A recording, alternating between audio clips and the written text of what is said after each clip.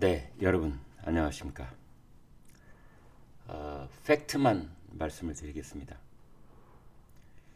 이런 얘기를 사실은 사석에서 뭐 농담처럼 또는 뭐 카드라 통신 주워들은 이야기, 찌라시에 나온 이야기 뭐 이런 식으로 그냥 웃으면서 몇 마디 주고받을 수는 있어도 이제 우리나라 국회 법사위의 국정감사 현장에서 증인이 나와서 전 국민이 보는 TV 생중계로 국회 TV를 말합니다. 이제 이런 발언을 했다는 것 자체가 이건 그냥 넘어갈 수 없는 사안이 돼버리고 만 겁니다. 강혜경이라는 여성이 있는데요. 이 사람은 원래 미래한국연구소라는 여론조사 전문 업체에 이제 명태균 씨가 거기에 오너 대표고 소장이죠. 미래한국연구소 소장. 그리고 거기에 부소장을 했던, 그러니까 사실상 미래한국연구소의 실무적인 그런 일들을 다 도맡아 한 여성, 이렇게도 볼 수 있습니다. 강혜경이라는 여성이 있는데 이 여성은 김영선 5선 국회의원이죠.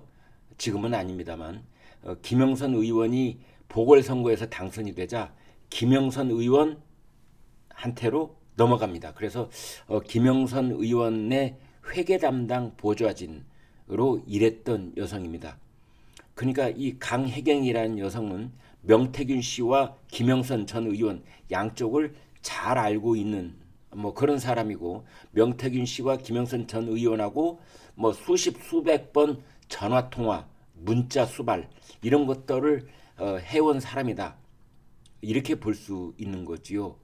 그래서 한때는 그 이 사람들하고 아주 그 정치적 동지 관계 그 이상 뭐 그 운명 공동체에 가까운 뭐 그런 입장이었다고 볼 수가 있고요. 이 강혜경이라는 사람은 국민의힘 책임당원입니다.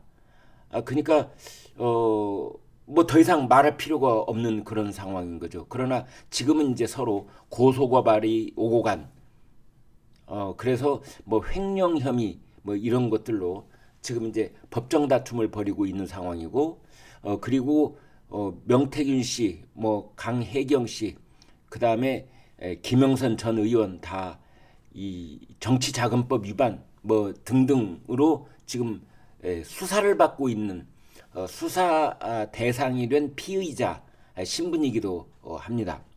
그런데 이 강혜경 씨가 국회 국감장에 나와서 한 발언, 이거는 그냥 넘어갈 수 없는, 두고두고 사람 이름에 오르내릴 수도 있고 곧바로 수사 대상이 돼야 되고, 그런 것들이 사실일 경우에는 바로 범죄 행위가 되는, 범죄 행위를 구성하는 그런 내용들이 많습니다.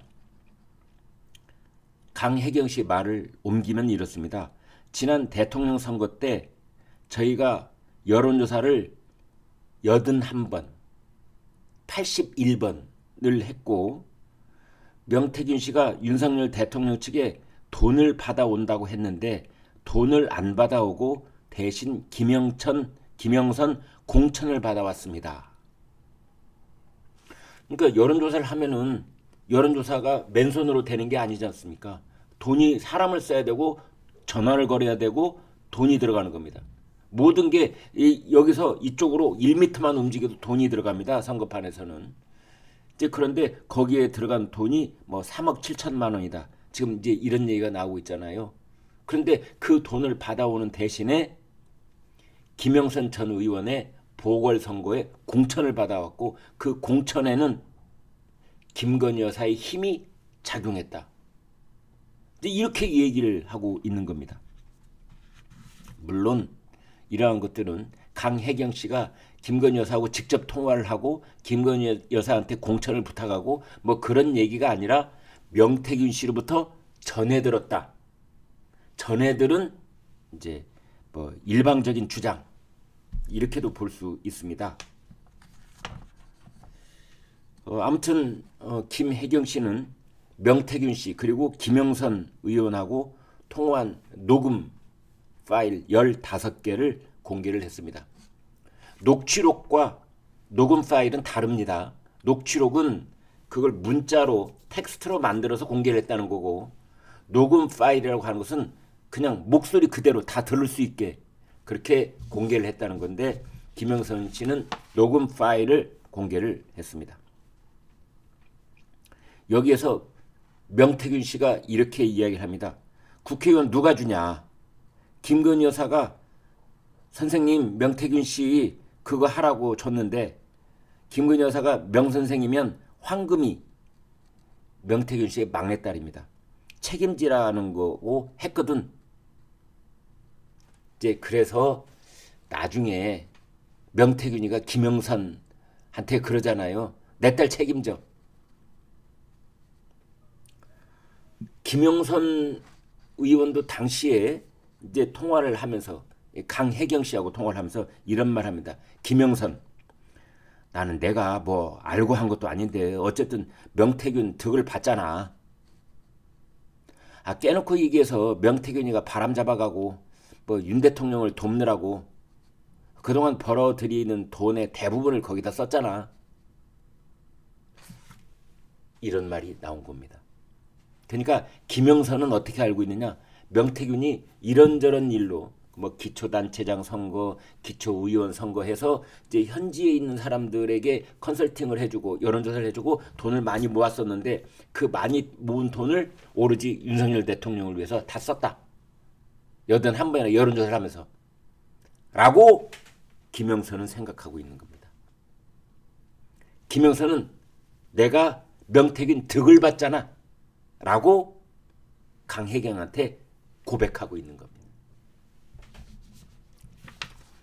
강혜경이 뭐라고 하느냐?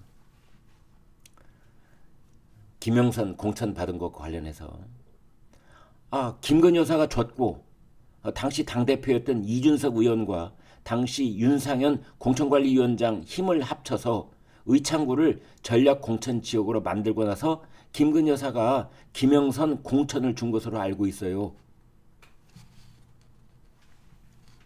자, 이런 부분이 이제 만약 사실로 드러날 경우에 매우 위험한 그런 상황에 직면하게 되는 거고, 이건 수사당국이 면밀하게 전후를 조사를 해야 되고 수사를 해야 되는 그런 상황인 겁니다.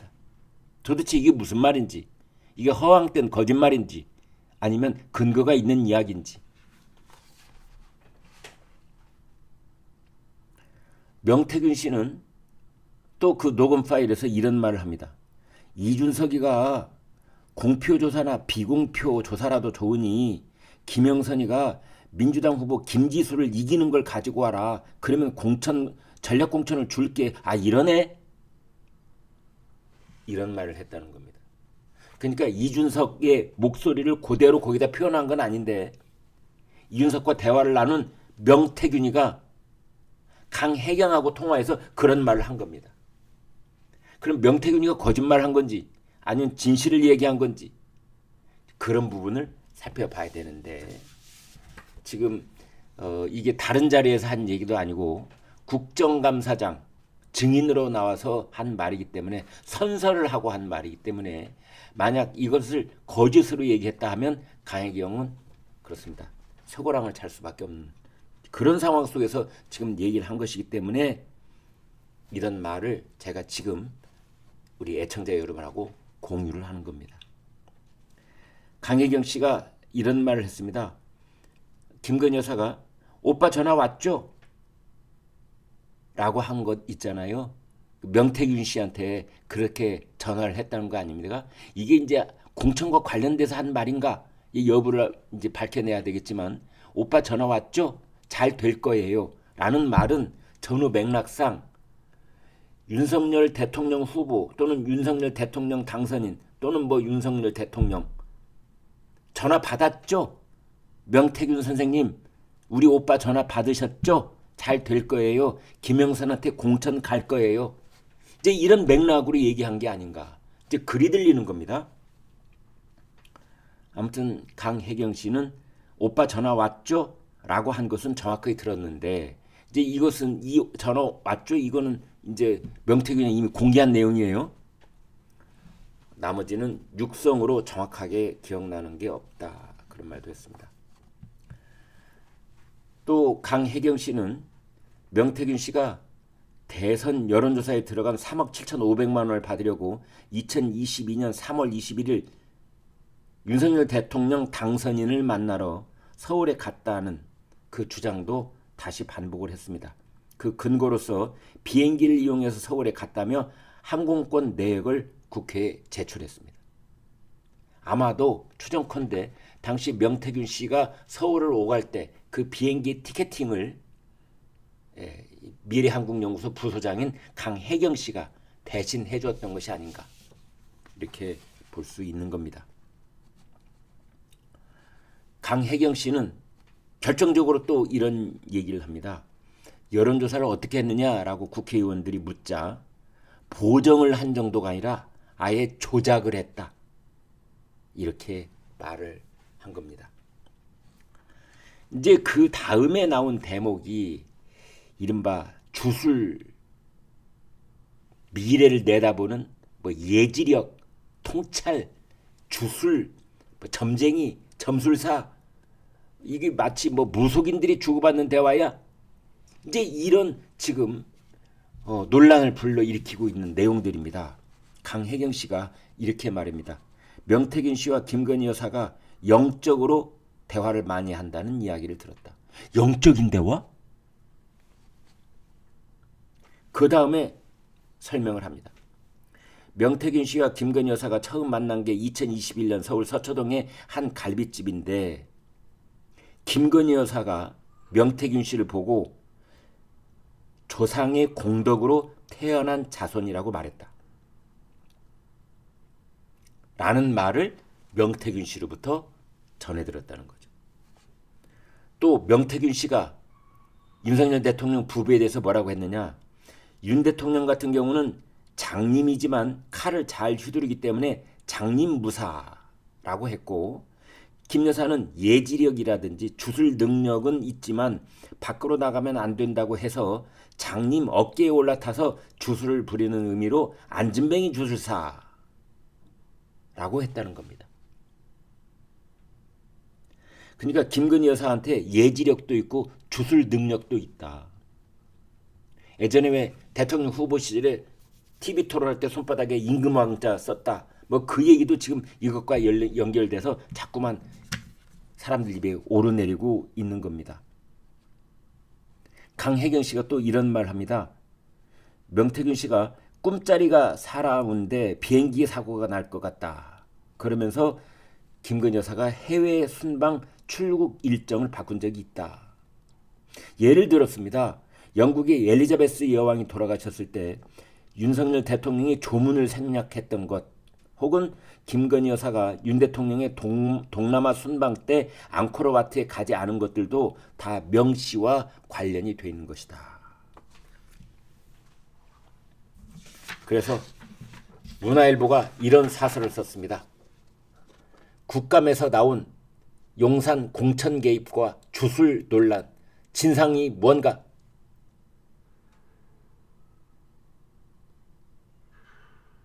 정통 보수 언론이라고 할 수 있는 문화일보 사설에서 이 주술 얘기가 도대체 뭔지, 공천 개입 이게 내용이 뭔지 그 진상을 밝혀라 라고 주장하는 그런 상황에까지 이르는 겁니다. 혹자는 장모라는 이 평론가는 방송에 나와서 그런 말도 했습니다. 지난번 이태원 참사 전날 명태균 씨가 김건희 여사한테 전화를 걸어서 내일 큰 참변이 있을 것 같으니 뭐 조심하셔야 될 것 같다, 뭐 이런 말을 했다는 거 아니에요. 그리고 그 이튿날 이태원 참사가 일어나서 김건희 여사가 명태균 씨한테 감복을 했다, 뭐 그런 말까지 지금 나돌고 있습니다. 여기까지 하겠습니다. 여러분 고맙습니다.